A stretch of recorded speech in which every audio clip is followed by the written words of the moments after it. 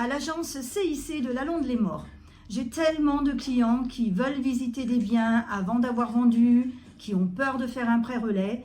Du coup, je suis ici en compagnie de la directrice de l'agence de CIC à Lalonde qui va répondre à toutes vos questions sur le prêt-relais. Bonjour, je suis Caroline Fabre, la directrice du CIC de Lalonde et du Lavandou. Je suis arrivée au mois de septembre. Eh bien, à partir du moment où il y a un compromis qui a été signé sur le bien qui est en vente, on a la possibilité de prêter 100% de la valeur du bien qui a été estimée par agence immobilière.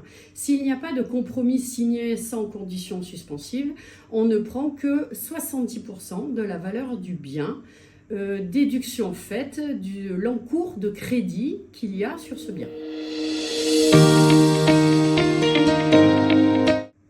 Alors, la banque va faire son calcul pour un prêt relais exactement comme pour un prêt classique. À partir du moment où il y a la partie intérêt et la partie assurance qui va être payée tous les mois, on doit faire un calcul d'endettement en fonction des revenus du client.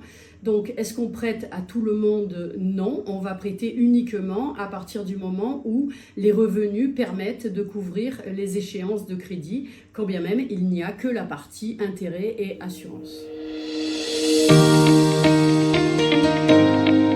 De visiter un bien et de faire une offre à partir du moment où vous avez un bien en vente, et il faut absolument prévoir au niveau de votre offre d'acquisition une condition suspensive d'obtention de prêt, qui est quelque chose qui va vous protéger et qui laissera le temps à la banque de faire l'étude de faisabilité de votre prêt-relais pour la vente de votre bien, et ça vous permet quand même de vous positionner sur votre acquisition.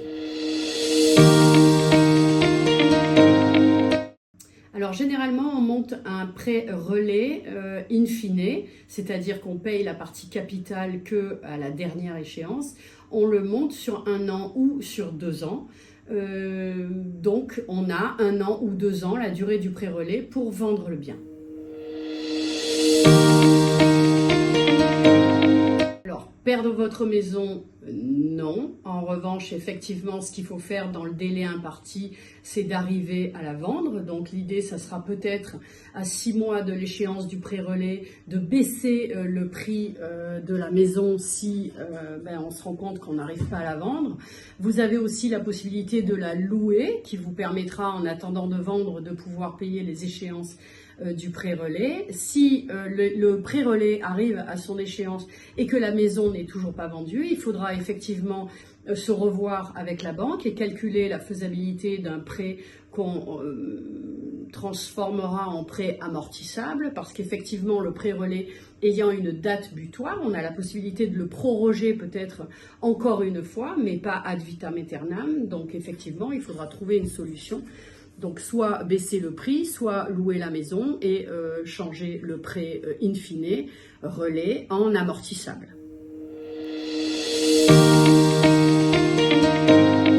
Alors là, j'ai envie de dire tant mieux pour vous, parce que ça veut dire que vous allez récupérer un delta de prix de vente, donc vous allez rembourser votre prêt relais, félicitations, et avec la différence, vous allez pouvoir soit vous constituer une épargne, soit éventuellement vous pouvez aussi rembourser par anticipation partiellement votre prêt complémentaire si vous avez eu besoin d'un prêt complémentaire au prêt relais pour acheter votre résidence principale actuelle. Et alors oui, le prêt relais coûte effectivement plus cher qu'un prêt amortissable, comme c'est un prêt in fine, c'est-à-dire que le capital n'est pas payé pendant le délai du prêt relais, mais qu'il est payé qu'à la dernière échéance. Effectivement, le taux du prêt relais est un petit peu plus élevé qu'un prêt amortissable classique.